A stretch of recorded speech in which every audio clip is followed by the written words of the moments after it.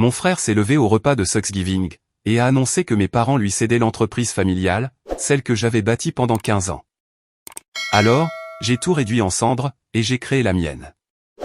Aujourd'hui, ils sont tous ruinés, et viennent me supplier. Mon frère, l'enfant chéri de la famille, a reçu sur un plateau d'argent l'entreprise familiale, que j'avais montée de toutes pièces. Je suis parti, et j'ai tout emporté avec moi. Ce qui a suivi, ce fut un chaos absolu. Voici l'histoire complète. Je suis un homme de 34 ans, et je vais planter le décor pour vous.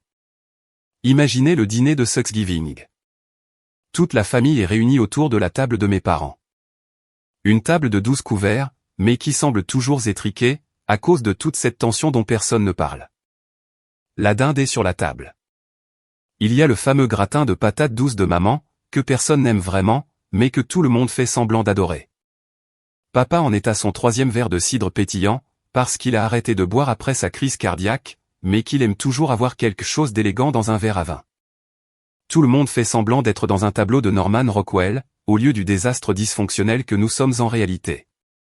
Ma tante n'arrête pas de demander quand Lisa et moi aurons des enfants. Mon oncle ne veut pas se taire à propos de son nouveau bateau.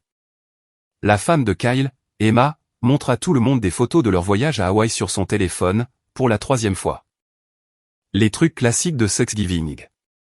Inconfortable, mais gérable. C'est alors que mon frère Kyle, un homme de 28 ans, se lève avec un immense sourire. Il tape sur son verre avec une fourchette, comme s'il s'apprêtait à faire le discours sur l'état de l'Union, et lâche la bombe qui a tout changé. Tout le monde, j'ai une annonce incroyable à vous faire, dit-il, en regardant autour de la table, comme s'il venait de gagner à la loterie, ou de guérir le cancer. Maman et papa ont décidé de me transférer la propriété de Bennett Hardware. Je prends officiellement la relève, en tant que propriétaire et président, à partir du 1er janvier. La pièce est devenue silencieuse, à l'exception de ma fourchette, qui a claqué sur mon assiette. Ce bruit métallique a semblé résonner dans ce silence soudain, et j'ai regardé ma fourchette rebondir une fois, avant de s'immobiliser, à côté de ma purée intacte. Bennett Hardware. L'entreprise familiale, que mon grand-père avait lancée en 1968, avec une simple vitrine, et le rêve de servir sa communauté. L'entreprise que mon père a failli couler dans les années 90, avec des décisions désastreuses, et une gestion encore pire. L'entreprise que j'avais passé 15 ans à reconstruire de zéro, après que la crise cardiaque de papa l'a forcé à prendre une semi-retraite. L'entreprise dans laquelle j'avais investi toute ma vie d'adulte. Des semaines de 70 heures, des anniversaires ratés, des vacances annulées, des relations qui se sont effondrées, tout ça parce que j'étais toujours au magasin. Tout cela, dans l'espoir qu'un jour, ce travail serait reconnu, et récompensé. Et il l'a donné à Kyle, juste comme ça. Sans discussion, sans avertissement, sans aucune considération pour ce que j'avais sacrifié. Ma mère souriait, comme si c'était la meilleure nouvelle qu'elle ait entendue de toute l'année. Ce regard de mère fière, qu'elle réservait d'habitude aux accomplissements médiocres de Kyle. Mon père hochait la tête avec satisfaction, comme s'il venait de prendre la décision commerciale la plus intelligente de sa carrière. La femme de Kyle, Emma, sautillait presque sur sa chaise d'excitation. Elle était probablement déjà en train de redécorer le bureau mentalement, et de planifier des virées shopping avec le budget de « la femme du patron ». Même ma tante et mon oncle le félicitaient, lui posant des questions sur ses projets et sa vision. Mon cousin Jake, qui a travaillé dans la gestion du commerce de détail pendant des années, et qui comprend vraiment les affaires, avait l'air mal à l'aise, mais il est resté silencieux. Personne ne m'a regardé. Pas une seule fois. Ni mes parents, ni Kyle, ni personne d'autre à cette table. C'était comme si je n'existais pas. Comme si les 15 dernières années n'avaient jamais eu lieu. Comme si je n'étais qu'un invité de plus, à cette célébration du succès non mérité de mon frère. Laissez-moi revenir en arrière, et vous expliquer comment nous en sommes arrivés là. Parce que cela ne s'est pas fait du jour au lendemain. Ce furent des années de dysfonctionnement croissant, culminant en un moment spectaculaire de trahison, qui se préparait depuis des décennies. Bennett Hardware a commencé comme une petite boutique, dans notre ville d'environ 40 000 habitants, en 1968. Grand-père Joe était charpentier de métier. Il en a eu marre de conduire 30 miles jusqu'à la quincaillerie la plus proche, à chaque fois qu'il avait besoin de fournitures. Il s'est dit que, s'il avait besoin d'une option locale, les autres entrepreneurs et propriétaires en avaient probablement besoin aussi. Il a commencé avec un inventaire de base, du bois, des clous, des outils manuels, de la peinture. Il a bâti des relations avec les fournisseurs et les clients, basées sur l'honnêteté et des prix justes. Dans les années 80, Bennett Hardware était l'endroit incontournable pour tous ceux qui avaient besoin de matériaux de qualité et qui savaient ce qu'ils faisaient. Grand-père avait cette philosophie que, si vous servez bien les gens, ils reviennent toujours. Un concept révolutionnaire. Apparemment, le magasin n'allait jamais rendre personne riche, mais c'était solide. Il employait 5 personnes à temps plein, leur payait des salaires décents, et contribuait à la communauté.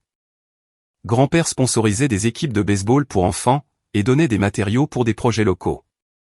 Le genre d'entreprise qui rendait une ville meilleure, par sa simple existence.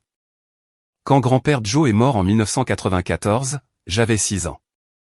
Je me souviens des funérailles, debout dans un costume qui grattait, pendant que ce qui semblait être la moitié de la ville défilait, pour lui rendre hommage. Des entrepreneurs en chaussures de sécurité, des anciens qui achetaient là depuis des décennies, des fournisseurs qui étaient devenus des amis. Ils ont tous raconté des histoires, sur la façon dont grand-père les avait aidés, leur avait fait crédit quand les temps étaient durs, et leur avait appris ce qu'ils devaient savoir. Mon père a hérité de l'entreprise en 1995. Il y avait travaillé en grandissant, mais jamais avec la passion de grand-père. Pour papa, Bennett Hardware n'était que le distributeur automatique de la famille, et non pas une entreprise qui nécessitait une attention constante, et des décisions intelligentes. L'idée que papa se faisait de la gestion d'une entreprise, c'était de s'y pointer 3 jours par semaine, de jouer au golf avec les fournisseurs, et d'espérer que les chiffres s'équilibrent, par une sorte de magie commerciale. Il passait plus de temps au country club qu'au magasin. Il embauchait les enfants de ses potes, pour des postes pour lesquels il n'était pas qualifié, parce que le népotisme l'emportait sur la compétence. Il prenait des décisions basées sur son instinct, au lieu des données ou de l'expérience. Et elles n'ont pas fonctionné. Dès 2003, les premières fissures sont apparues. La gestion des stocks était un désastre. Nous étions à court d'articles populaires, tout en surstockant des choses que personne n'achetait. La rotation du personnel était élevée, parce que papa payait le salaire minimum, et traitait les gens comme s'ils étaient jetables. Les plaintes du service client s'accumulaient.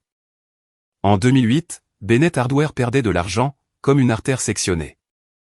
Les fournisseurs menaçaient de nous couper les vivres, parce que papa était constamment en retard sur les paiements. Nos lignes de crédit étaient au maximum. Nous devions des arriérés d'impôts. Le magasin avait l'air minable, parce que papa refusait d'investir dans l'entretien, ou les rénovations. Nous étions vraiment à 2 mois de la faillite, et papa jouait encore au golf 2 fois par semaine, en se disant que tout allait bien. Puis papa a eu sa crise cardiaque. Une grosse, qui a nécessité un triple pontage. 2 semaines à l'hôpital, des mois de convalescence. Le médecin lui a dit que le stress et le surmenage le tuaient, ce qui était d'une ironie sombre, car papa ne travaillait pas assez dur pour justifier ni l'un ni l'autre. Le stress venait du fait de regarder l'entreprise s'effondrer en temps réel, tout en refusant de changer quoi que ce soit, ou d'admettre qu'il y avait un problème. J'avais 19 ans, je venais de terminer ma première année de fac communautaire, où j'étudiais la gestion d'entreprise. Je travaillais au magasin depuis mes 14 ans. J'avais commencé par ranger les rayons après l'école.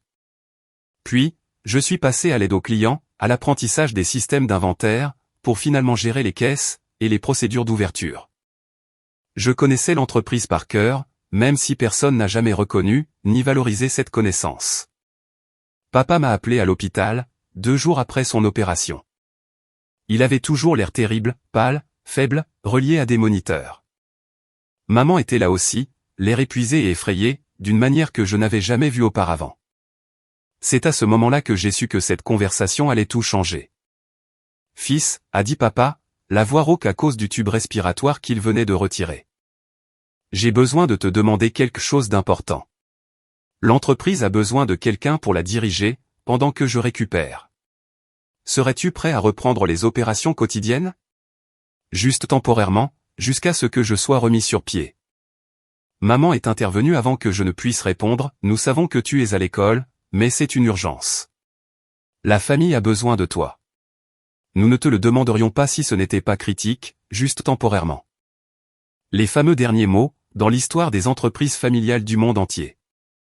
J'ai regardé mon père allongé dans ce lit d'hôpital, le visage inquiet de ma mère, et j'ai pensé à grand-père Joe, et à ce qu'il avait construit. J'ai pensé aux employés qui perdraient leur emploi, si nous faisions faillite. J'ai pensé au fait d'avoir 19 ans, et de recevoir les clés d'un navire en train de couler. D'accord, ai-je dit. Je vais le faire. Cet arrangement temporaire a duré 15 ans. Le travail temporaire le plus long de l'histoire de l'humanité. J'ai mis mes projets d'études entre parenthèses. Juste pour un semestre, me suis-je dit. Ce semestre s'est transformé en 1 an, puis en 2 ans.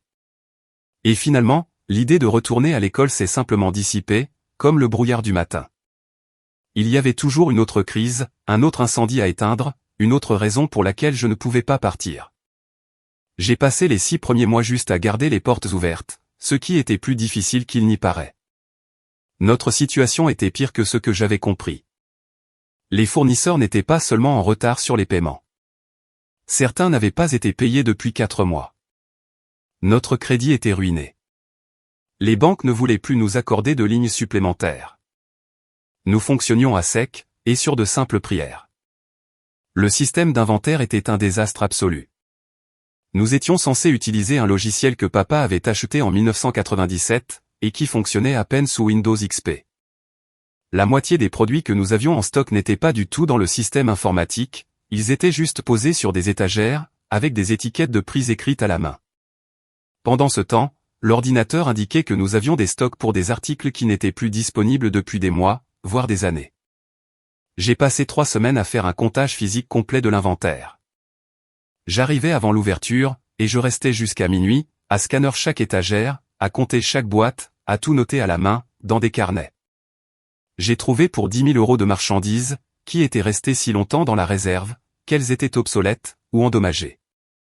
J'ai aussi découvert que nous disions aux clients que nous étions en rupture de stock d'articles populaires que nous avions réellement, mais qui étaient simplement mal rangés, ou mal étiquetés. Le service client était une blague. Nous avions 3 employés, qui se pointaient quand ils en avaient envie, prenaient des pauses d'1 heure, et passaient la plupart de leur temps à faire des commérages, au lieu d'aider les gens. Quand les clients posaient des questions techniques sur les produits, ces employés inventaient des réponses, plutôt que d'admettre qu'ils ne savaient pas. On recevait régulièrement des plaintes, à propos de fausses informations ayant entraîné l'échec de projets. J'ai commencé à travailler dans les rayons moi-même, à aider les clients, à apprendre ce dont ils avaient réellement besoin. Il s'est avéré que, lorsque vous embauchez des personnes qui savent de quoi elles parlent, et qui se soucient réellement de résoudre les problèmes, les clients le remarquent, et l'apprécient. J'ai renvoyé 2 des 3 employés, au cours du premier mois. Ça semble dur, et ça l'était peut-être, mais je n'avais pas de temps à perdre avec des gens, qui détruisaient activement ce que j'essayais de sauver. En plus, j'ai découvert qu'ils volaient. Ils ramenaient de la marchandise chez eux pour la revendre en ligne, et ils empochaient l'argent des clients qui payaient en espèces. De petites sommes à chaque fois, mais ça représentait des milliers d'euros, accumulés au fil des années où papa était aux abonnés absents. Le 3e employé, Franck, s'est avéré être un pilier, une fois qu'il a réalisé que quelqu'un gérait réellement l'endroit, au lieu de se contenter d'encaisser un chèque. Il avait la 50aine, avait travaillé dans le bâtiment avant que son dos ne lâche, et connaissait les produits sur le bout des doigts. Il était frustré depuis des années de voir l'entreprise décliner, mais il était resté parce qu'il avait besoin de ce travail, et que les frais médicaux de sa femme l'empêchaient de risquer le chômage. « Je suis content que tu sois là », m'a dit Franck, après le premier mois. « Ton père est un gars sympa, mais il n'avait rien à faire à la tête de cet endroit. Ton grand-père se retournerait dans sa tombe, s'il voyait ce que c'est devenu. » J'ai commencé à reconstruire le système d'inventaire de zéro. C'était en 2008, j'étais un gamin de 19 ans qui avait grandi avec les ordinateurs, mais qui n'avait jamais géré une base de données d'entreprise. Je me suis formé tout seul, avec des vidéos YouTube, des forums en ligne, et des essais-erreurs. Je suis resté éveillé jusqu'à 3 heures du matin pendant des semaines, à créer des feuilles de calcul, à monter des bases de données, à apprendre le langage SQL, pour que le système fonctionne enfin correctement. J'ai créé une solution sur mesure, qui suivait l'inventaire, automatisait les réassorts, s'intégrait au système de nos fournisseurs, et générait des rapports qui voulaient vraiment dire quelque chose. Chaque article a reçu un code barre, chaque transaction a été enregistrée, chaque relation avec les fournisseurs a été documentée. Ça m'a pris 4 mois de nuit et de week-end, mais quand ça a été terminé, je pouvais vous dire exactement ce que nous avions, où c'était, combien ça coûtait, et quand nous devions recommander. Les fournisseurs étaient le défi suivant. La plupart d'entre eux étaient prêts à nous laisser tomber complètement, parce que papa avait brûlé trop de ponts. J'ai rendu visite personnellement à chaque fournisseur majeur, situé à distance de conduite. Je me suis présenté en personne, j'ai expliqué la situation honnêtement, je leur ai montré les nouveaux systèmes, la nouvelle approche de gestion, et le nouvel engagement envers le professionnalisme. Ton père me dit que le chèque est à la poste depuis 6 mois, m'a dit un fournisseur sans détour. Pourquoi devrais-je croire que tu es différent? Parce que je ne suis pas mon père, ai-je répondu. Et que j'ai un plan de paiement que je respecterai, même si ça signifie que je ne me verse pas de salaire. Vous avez mon numéro de portable, maintenant. S'il y a le moindre problème, appelez-moi directement. Fini les excuses, fini les retards, fini les promesses non tenues. La plupart d'entre eux ont accepté de nous donner une dernière chance, bien que plusieurs nous aient imposé un paiement à la livraison, jusqu'à ce que nous rétablissions la confiance. C'était de bonne guerre. Au cours des 2 années suivantes, j'ai remboursé toutes les anciennes dettes, respecté chaque échéance de paiement, et prouvé que Bennett Hardware, sous cette nouvelle direction, valait la peine de travailler avec nous à nouveau. J'ai élargi nos gammes de produits, vers des secteurs que les grandes surfaces couvraient mal. J'ai fait des recherches sur ce dont les entrepreneurs professionnels avaient besoin, et qu'ils ne pouvaient pas trouver chez Home Depot ou Lowe's, des accessoires de plomberie spécialisés, nécessaires aux plombiers pour des rénovations historiques, des outils électriques haut de gamme. Que les vrais charpentiers voulaient, des matériaux de qualité professionnelle, sur lesquels les chefs de chantier pouvaient compter. J'ai trouvé notre niche, en servant les professionnels du bâtiment, qui avaient besoin de produits de qualité, d'un personnel compétent, et d'un service fiable. Les grands magasins avaient du choix et des prix bas, mais ils ne pouvaient pas rivaliser avec notre expertise, et nos relations. Quand un plombier appelait à 7 heures du matin, parce qu'il avait besoin d'une pièce spécifique pour terminer un chantier, nous l'avions prête à être récupérée en 20 minutes. Essayez d'obtenir ça, dans un magasin qui oblige ses employés, payés au salaire minimum, à suivre les scripts de l'entreprise. J'ai embauché de meilleurs employés, et je les ai réellement formés. Un concept novateur dans le commerce de détail. J'ai fait venir des gens qui avaient une expérience dans les métiers du bâtiment, des entrepreneurs à la retraite, d'anciens électriciens, des gars qui avaient travaillé dans la construction, et qui connaissaient les produits pour les avoir utilisés. Je les ai payés au-dessus du prix du marché, et je leur ai offert de vrais avantages. J'ai créé un programme de formation, pour que tout le monde sache non seulement ce que nous vendions, mais aussi pourquoi les entrepreneurs choisissaient un produit plutôt qu'un autre, et comment les aider à résoudre leurs problèmes. Les chiffres ont commencé à s'améliorer. Lentement au début, puis plus rapidement. La première année, j'ai réussi à stopper l'hémorragie et à atteindre l'équilibre, ce qui m'a donné l'impression de gagner le Super Bowl. La deuxième année, nous avons réellement dégagé des bénéfices, pour la première fois en 5 ans. Seulement 30 000 €, mais c'était la preuve que le modèle fonctionnait. La troisième année, nous avons fait 90 000 € de bénéfices. La quatrième année, nous avons atteint les 150 000. À la cinquième année, nous avions doublé notre chiffre d'affaires annuel, par rapport à la dernière année complète où papa dirigeait les opérations. À l'année 10, nous avions ouvert un deuxième emplacement, dans la ville voisine. À l'année 13, nous avions 3 emplacements, et nous faisions 4,2 millions € par an. 15 ans de ça. Des semaines de 80 heures pour résoudre les problèmes, bâtir des relations, former les employés, gérer l'inventaire, négocier les contrats, s'occuper de la paie, gérer les urgences, manquer les événements familiaux. Mettre ma vie entre parenthèses, parce que l'entreprise avait besoin de moi. Et j'ai fait tout ça, pendant que papa était en semi-retraite. Ce qui était une façon polie de dire qu'il venait 2 fois par semaine, pour remettre en question mes décisions, raconter des histoires sur le bon vieux temps qui n'avait en fait jamais existé, et s'attribuer le mérite du succès, en discutant avec ses amis au country club. J'ai bâti cette entreprise à partir de rien, disait-il aux gens. Mon garçon donne un coup de main sur l'aspect opérationnel. Mais la vision et la stratégie, c'est tout moi. La vision et la stratégie, qui avait failli mener l'entreprise à la faillite, avant que je ne prenne le relais. Mais bien sûr, papa, prend le crédit pour tout. Pendant ce temps, Kyle était occupé à être l'enfant préféré, celui qui ne pouvait rien faire de mal. Il vivait la vie que j'avais sacrifiée pour l'entreprise. Kyle est allé à l'université d'État, avec une bourse sportive partielle. Le baseball. Rien d'exceptionnel, il jouait à peine dans les vrais matchs, mais assez pour rendre papa plus fier de lui, qu'il ne l'avait jamais été de quoi que ce soit que j'ai pu accomplir. Il a passé 4 ans à faire la fête, pour obtenir un diplôme en communication avec une moyenne de 2,6. Une moyenne qui m'aurait valu d'être renié, mais qui, d'une manière ou d'une autre, le rendait polyvalent aux yeux de mes parents. Après l'obtention de son diplôme, Kyle a rebondi d'un poste en marketing à l'autre, comme une boule de flippé. Il a commencé dans une start-up, qui a mis la clé sous la porte en 6 mois. Puis une agence de publicité, où il a tenu 8 mois, avant qu'il ne le restructure vers la sortie. Ensuite, un poste de marketing en entreprise, où il a fait 18 mois, avant d'être licencié pour ne pas avoir atteint les attentes de performance. Son CV était un cimetière d'opportunités ratées, et de ponts brûlés. Mais mes parents traitaient chaque nouveau poste, comme s'il venait d'être nommé PDG d'Apple. Kyle vient de commencer chez Dynamic Marketing Solutions, annonçait maman lors des dîners de famille. Il lui donne de vraies responsabilités, cette fois. 3 mois plus tard, eh bien, Dynamic ne correspondait pas vraiment au talent de Kyle.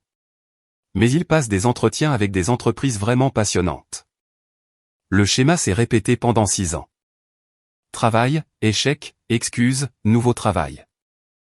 C'était toujours l'incapacité de quelqu'un d'autre à reconnaître son génie. Jamais sa propre incapacité à faire un travail basique. Quand Kyle s'est fiancé à Emma, il y a 3 ans, mes parents ont complètement exagéré. Ils leur ont organisé une fête de fiançailles qui a coûté plus cher que mon mariage tout entier. Ils ont payé le mariage lui-même, 20 000 €, dans un country club avec une vue panoramique. 200 invités, et un enterrement de vie de garçon à Las Vegas, qui a coûté 3 000 € de plus. Pendant ce temps, quand Lisa et moi nous sommes fiancés 2 ans plus tôt, la contribution de mes parents a été de 500 €, et d'un sermon sur le fait d'être financièrement responsable. Nous avons fait un mariage dans le jardin, avec 50 personnes, et un DJ qui travaillait pour les pourboires. Le tout a coûté environ 3 000 €, que nous avons payé nous-mêmes. C'était en fait un super mariage, intime, entouré de gens qui tenaient sincèrement à nous. Mais voir la réaction de mes parents aux fiançailles de Kyle, par rapport aux miennes, m'a fait plus de mal que je ne voulais bien l'admettre. Kyle et Emma ont acheté leur première maison l'année dernière. Mes parents ont avancé la compte. 40 000 €, remis sans la moindre hésitation. Alors que, quand j'avais demandé à emprunter 10 000 € 3 ans plus tôt, pour financer l'agrandissement du 2e magasin, papa m'avait dit que je devais apprendre à mieux gérer mon argent.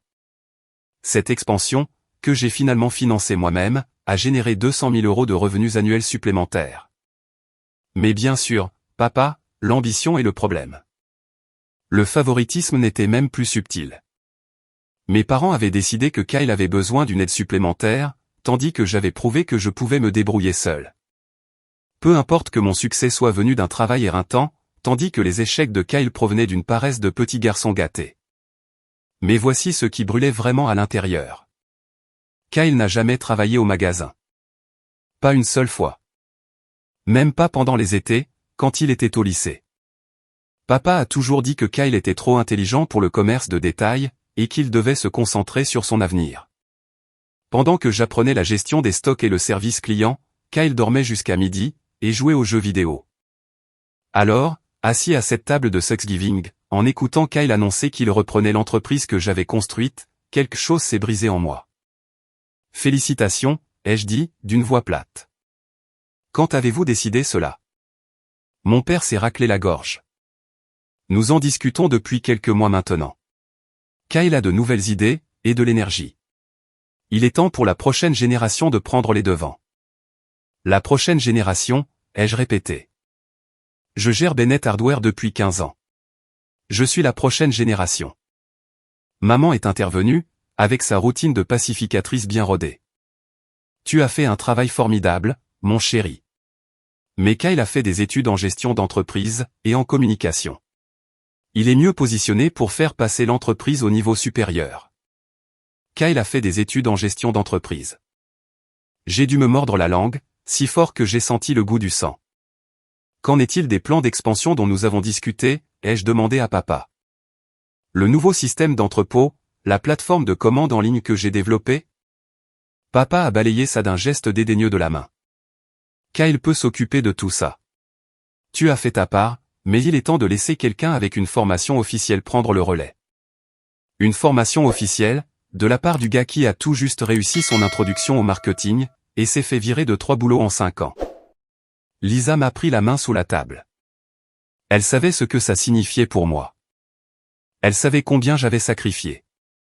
Elle m'avait vu faire des semaines de 70 heures pendant des années, sauter des vacances, manquer des événements familiaux. Tout ça, pour construire quelque chose qui, je le pensais, finirait par m'appartenir. Kyle a commencé à parler de sa vision pour l'entreprise. Moderniser la marque, se développer dans le commerce électronique, atteindre des groupes démographiques plus jeunes. Que des mots à la mode, qu'il avait probablement pioché dans des articles sur LinkedIn. Il n'avait aucune compréhension de notre modèle commercial réel, ni de notre clientèle. Et pour les comptes entrepreneurs, ai-je demandé. Nous réalisons 40% de nos revenus grâce à des contrats commerciaux, avec des constructeurs et des plombiers locaux. Comment comptes-tu maintenir ces relations? Kyle a eu l'air confus pendant une seconde, puis a repris contenance. Oh, je vais bien sûr prioriser la gestion des relations avec les acteurs clés. C'est l'une de mes compétences fondamentales. Il ne savait même pas ce qu'étaient les comptes entrepreneurs. Je pouvais le voir à la façon dont ses yeux étaient devenus vitreux, quand je les ai mentionnés. Et la gestion des stocks, ai-je insisté. Nous avons environ 800 000 € de stocks répartis sur 3 sites. Comment comptes-tu gérer les réassorts, les ajustements saisonniers, les négociations avec les fournisseurs? Je vais évidemment apprendre tous ces trucs opérationnels, a répondu Kyle, sur la défensive. Mais la vraie valeur que j'apporte, c'est la réflexion stratégique, et le développement de la marque. Une réflexion stratégique, venant d'un gars qui m'a un jour demandé si l'Alaska était plus proche de la Russie, ou du Canada. Le dîner a continué, mais je n'en ai presque rien entendu. Mon esprit repassait en boucle 15 ans de souvenirs. Chaque nuit tardive passée à corriger la comptabilité, chaque week-end à gérer l'inventaire. Chaque crise que j'avais résolue, pendant que papa jouait au golf, et que Kyle se cherchait. Après le dîner, j'ai coincé mes parents dans la cuisine, pendant que Kyle montrait à tout le monde les photos de leurs récentes vacances à Hawaï. J'ai besoin de comprendre cette décision, ai-je dit, en gardant une voix posée. Je dirige Bennett Hardware depuis 15 ans. Pourquoi donnez-vous ça à quelqu'un qui n'y a jamais travaillé? Mon père avait l'air mal à l'aise. Écoute, tu as fait du bon travail. Vraiment. Mais Kyle est père de famille, maintenant. Il a besoin de stabilité. Cette entreprise peut lui offrir ça. Je suis aussi de la famille. J'ai sacrifié la fac, des relations, j'ai tout sacrifié pour sauver cette entreprise, quand tu ne le pouvais pas. Maman a touché mon bras, avec ce geste condescendant qu'elle avait perfectionné. Et nous te sommes très reconnaissants. Mais Kyle a davantage besoin de cette opportunité que toi. Tu es déjà bien établi. Lui cherche encore sa voie. Et voilà. La vérité derrière tout ce jargon des affaires. Kyle avait besoin d'être pris en charge, alors il lui remettait le travail de toute ma vie, comme une médaille de participation. Quel sera mon rôle, ai-je demandé. Papa a eu l'air soulagé que je pose la question, plutôt que de deviner. Kyle aura besoin de soutien pendant la transition. Nous espérions que tu resterais en tant que directeur des opérations. Pour l'aider à apprendre les ficelles du métier. Directeur des opérations. Après 15 ans à tout diriger, on me rétrogradait pour apprendre à mon petit frère incompétent, comment faire mon travail. Pour combien de temps? 6 mois? Peut-être 1 an. Juste jusqu'à ce que Kyle soit à l'aise avec tout. J'ai hoché la tête lentement, faisant des calculs mentaux sur la rémunération. Nous conviendrons de conditions équitables, a dit papa vaguement. Kyle obtiendra évidemment la part de propriété et la participation aux bénéfices, mais tu auras un salaire fixe. Un salaire fixe, pendant que Kyle empocherait les profits de l'entreprise que j'avais bâtie. Parfait. Cette nuit-là, Lisa et moi sommes restés éveillés jusqu'à 3 heures du matin, pour en parler. Elle était plus en colère que moi, ce qui m'a aidé à assimiler la situation. Tu devrais démissionner, a-t-elle dit sèchement. Pars, et laisse-les couler. C'est l'entreprise familiale, ai-je argumenté faiblement. Grand-père Joe l'a construite.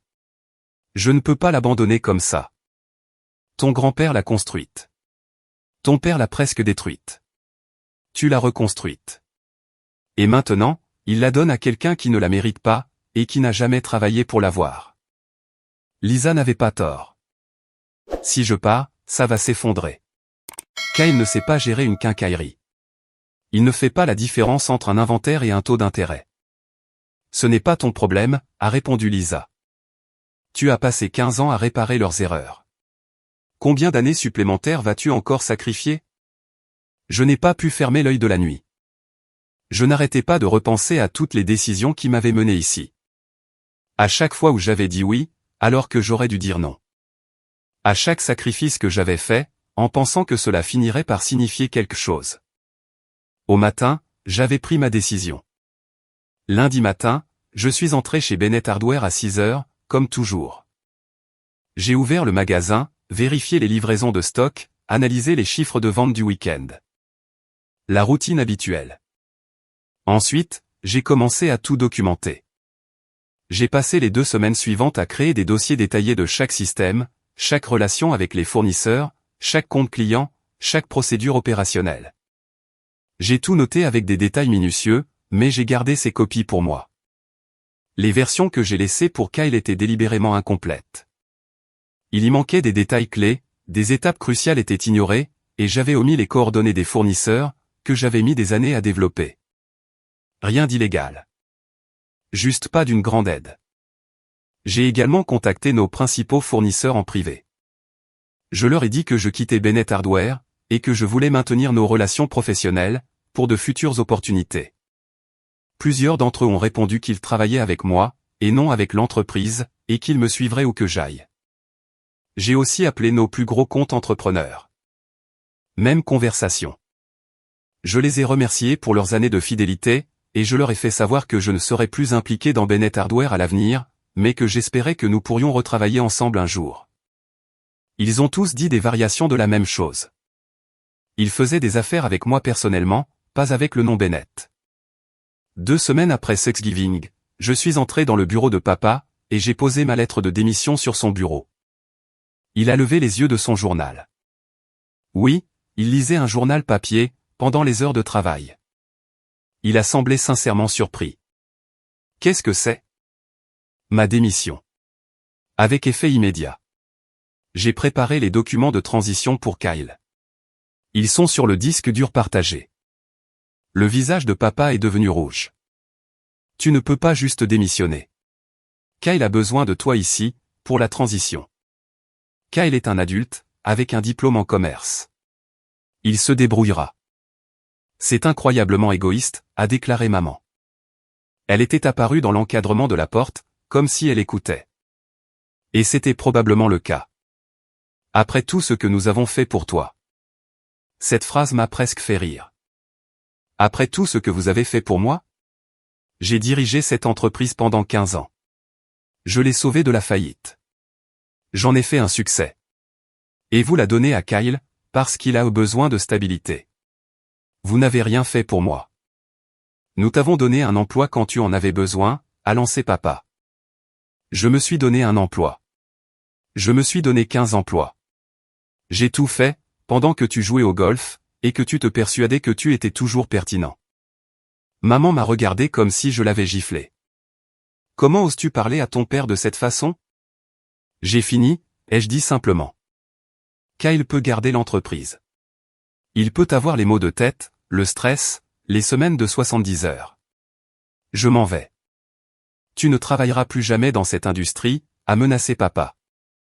Je connais tout le monde dans ce milieu. Non, ce n'est pas vrai. C'était le cas il y a 15 ans. Mais c'est moi qui ai bâti les relations. C'est moi que les fournisseurs appellent, quand ils ont des problèmes. C'est en moi que les entrepreneurs ont confiance. Tu n'es plus que le nom sur le bâtiment. Je suis sorti, sans me retourner. Kyle m'a appelé cet après-midi-là, en essayant de paraître amical. Et mec, j'ai appris que tu avais démissionné. Je crois qu'il y a un malentendu. J'ai vraiment besoin de ton aide, pour la transition. Lis les documents que j'ai préparés, ai-je répondu. Tout ce dont tu as besoin est là-dedans. Mais ces documents font genre 50 pages. Tu ne peux pas juste me guider sur l'essentiel?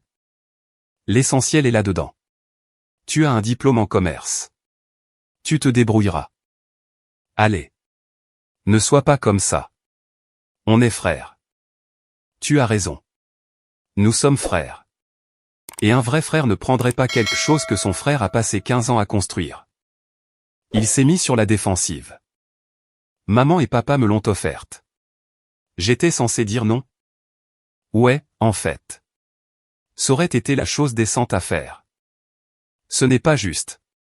T'es en colère contre eux, pas contre moi. Je suis en colère contre vous tous. Tu crois que tu peux gérer une quincaillerie, parce que tu as un diplôme, et que tu as lu quelques articles sur LinkedIn concernant la disruption? Tu vas échouer.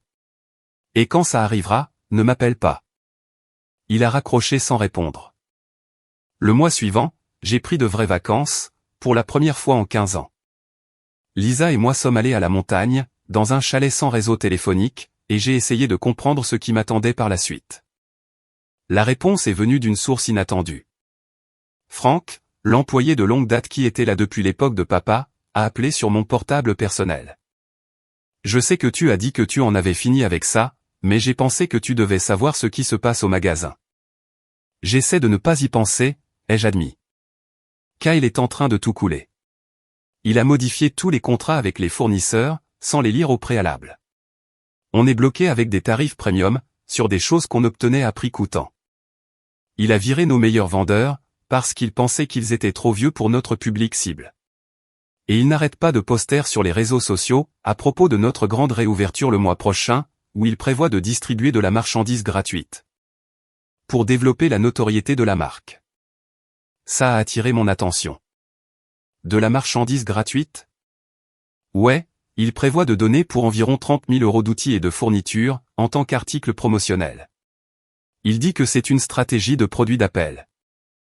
Une stratégie de produit d'appel. Kyle avait appris un terme commercial, et l'avait immédiatement mal appliqué. Comment sont les chiffres? Mauvais. On est en baisse de 40% par rapport à la même époque l'an dernier. Les entrepreneurs appellent pour te demander. Les fournisseurs sont désorientés par les nouveaux contrats, et Kyle passe la plupart de son temps dans son bureau à travailler sur des initiatives de changement de marque, au lieu de gérer l'entreprise. J'ai pensé à les avertir. J'ai sérieusement envisagé d'appeler mes parents, et de leur expliquer que Kyle était en train de détruire activement ce que j'avais construit. Mais je me suis souvenu d'eux à Thanksgiving, souriant pendant qu'ils donnaient mon avenir à quelqu'un, qui ne l'avait ni mérité, ni gagné. Merci de m'avoir prévenu, Franck. J'apprécie. Qu'est-ce que je devrais faire? Mettre à jour mon CV. Commence à chercher d'autres opportunités. Ça ne finira pas bien. Ce soir-là, Lisa m'a demandé à quoi je pensais. J'avais été silencieux toute la soirée, clairement en train de ruminer quelque chose. Je veux ouvrir ma propre quincaillerie, ai-je dit. Elle a souri. Je me demandais quand tu allais le comprendre. C'est risqué. Il n'y a aucune garantie que les clients me suivront, et ça va prendre toutes nos économies. Tu as construit Bennett Hardware de zéro une première fois. Tu peux recommencer. J'ai commencé à planifier immédiatement. J'ai trouvé un local commercial dans la ville voisine, à environ 20 minutes des emplacements de Bennett. Assez loin pour éviter les accusations de concurrence directe, et assez près pour que les entrepreneurs puissent facilement nous rejoindre. J'ai utilisé nos économies pour payer le premier et le dernier mois de loyer. J'ai acheté un inventaire de base, auprès des fournisseurs avec lesquels je travaillais depuis des années. Plusieurs d'entre eux m'ont accordé des facilités de crédit, sur la base de notre relation, ce qui était énorme. Je l'ai appelé Summit Hardware. Propre, simple, professionnel. J'ai fait une ouverture discrète en février, 3 mois après avoir quitté Bennett Hardware. Je ne l'ai pas annoncé publiquement, j'ai juste laissé le mot se répandre, via mon réseau d'entrepreneurs. En 2 semaines, mes anciens clients passaient voir le nouvel endroit. Les retours ont été immédiats, et très positifs. C'est ce que Bennett était, avant que Kyle ne prenne le relais, m'a dit un entrepreneur.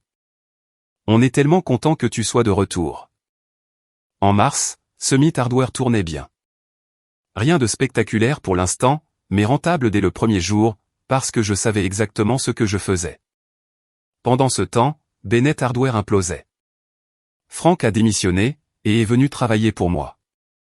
Il a apporté des informations sur la gravité de la situation. La promotion de grande réouverture de Kyle leur avait coûté 45 000 € en marchandises gratuites, et n'avait généré quasiment aucune nouvelle vente. La plupart des gens avaient juste pris les trucs gratuits, et n'étaient jamais revenus. L'initiative de changement de marque avait aliéné leurs clients de base. Kyle avait tout repensé avec une esthétique minimaliste moderne, qui ne ressemblait en rien à une quincaillerie. Les entrepreneurs qui y faisaient leurs achats depuis des décennies, avaient l'impression d'entrer dans un Apple Store, au lieu d'un endroit pour acheter des outils électriques. Le moral des employés était détruit. Kyle avait viré le personnel expérimenté, et embauché des jeunes avec une meilleure énergie, mais qui ne connaissaient rien à la quincaillerie, ou au service client. Le taux de rotation dépassait les 80% en 4 mois. La situation financière était catastrophique. Kyle avait signé des contrats terribles avec les fournisseurs, parce qu'il ne comprenait pas les structures de prix. Il avait lourdement investi dans du marketing sur les réseaux sociaux, ce qui générait beaucoup de likes, mais zéro vente. Il s'était engagé sur un nouveau système informatique qui coûtait 60 000 €, et qui ne s'intégrait même pas à leur gestion des stocks existantes. En avril, Summit Hardware a connu son premier mois où les revenus ont dépassé les chiffres de Bennett Hardware, pour le même mois de l'année précédente. Ma start-up vieille de 3 mois surpassait l'entreprise familiale établie. C'est alors que mes parents ont appelé, pour demander une réunion de famille d'urgence. Nous nous sommes retrouvés chez eux, dans cette même salle à manger où Kyle avait annoncé sa prise de pouvoir à Thanksgiving. Cette fois, mes 2 parents avaient l'air épuisés, et inquiets. Kyle était là aussi, mais il fuyait mon regard. Papa a commencé avec son approche autoritaire habituelle. Nous devons discuter de la situation avec Bennett Hardware. Quelle situation, ai-je demandé innocemment. Tu sais très bien de quelle situation. L'entreprise est en difficulté. Kyle apprend encore. Nous avons besoin de ton aide, pour redresser la barre. Je vous ai fourni des documents de transition détaillés. Kyle a un diplôme en commerce. De quelle aide supplémentaire a-t-il besoin? La voix de maman était tendue. Ne sois pas difficile. C'est l'entreprise familiale. L'héritage de ton grand-père. L'héritage de mon grand-père était une quincaillerie prospère, au service de la communauté. Ce qui se passe actuellement est tout autre chose. Kyle a fini par prendre la parole. Écoute, je sais que j'ai fait des erreurs. Mais j'apprends. Nous avons juste besoin de conseils pour nous remettre sur les rails. Quel genre de conseils? Reviens, a dit papa brutalement. Nous trouverons un accord de partenariat. Kyle et toi pourrez la diriger ensemble. Un accord de partenariat, ai-je répété. Tu veux dire que je fais tout le travail, pendant que Kyle détient les parts de l'entreprise, et s'en attribue le mérite? Ce ne serait pas comme ça, a protesté faiblement Kyle. C'est exactement comme ça que ça se passerait. Comme avant. Sauf que maintenant, je nettoierai tes dégâts, au lieu de ceux de papa. Maman a tenté l'approche de la culpabilité. Ton grand-père a bâti cette entreprise. Tu ne te soucies pas de préserver sa mémoire? Je l'ai préservée pendant 15 ans. Puis vous l'avez donnée à quelqu'un, qui est en train de la détruire en 4 mois. C'est de votre faute, pas de la mienne. Le visage de papa redevenait rouge. Tu as lancé une entreprise concurrente par dépit. Tu essaies activement de nous détruire. J'ai lancé une entreprise parce que c'est ce que je sais faire. Je n'essaie de détruire quoi que ce soit. C'est juste que je n'essaie plus de vous sauver. Nous pourrions tout perdre, a dit maman. Et pour la première fois, elle avait l'air effrayée, au lieu d'être en colère. Vous avez tout donné à Kyle. C'était votre choix. La réunion s'est mal terminée. Papa a brandi des menaces de poursuites judiciaires, concernant des accords de non-concurrence qui n'existaient même pas. Maman a pleuré, en parlant de loyauté familiale. Kyle est resté assis là, l'air misérable. Il réalisait probablement, pour la première fois, qu'il y a une sacrée différence entre recevoir quelque chose sur un plateau, et le gérer véritablement. Je suis parti sans rien ressentir. Ni satisfaction, ni culpabilité. Juste une indifférence épuisée, envers des gens qui ne m'avaient jamais estimé, jusqu'à ce qu'ils aient besoin de quelque chose. Le mois de mai a apporté de nouveaux développements intéressants. Le principal fournisseur de Bennett Hardware leur a coupé les vivres, après l'accumulation de factures impayées. La banque a exigé le remboursement de leur ligne de crédit, en raison de violation des clauses restrictives. 2 de leurs 3 magasins ont fermé. Pendant ce temps, Summit Hardware florissait. J'avais embauché 3 employés supplémentaires, tous des gens expérimentés qui avaient quitté Bennett après l'arrivée de Kyle. J'avais élargi notre inventaire, et lancé mon propre programme de fidélité pour les entrepreneurs, qui a été immédiatement populaire. L'un des plus gros comptes de Bennett m'a appelé directement. Il faisait des affaires avec Bennett Hardware depuis l'époque de mon grand-père. Leur responsable des achats est allé droit au but. Nous n'avons eu que des problèmes depuis votre départ. Des commandes retardées, de mauvais produits, personne qui sache de quoi il parle. Nous voulons transférer notre compte chez Summit Hardware. Ce compte à lui seul valait environ 200 000 € par an. Je les ai fait signer sur le champ. En juin, mes parents ont mis Bennett Hardware en vente.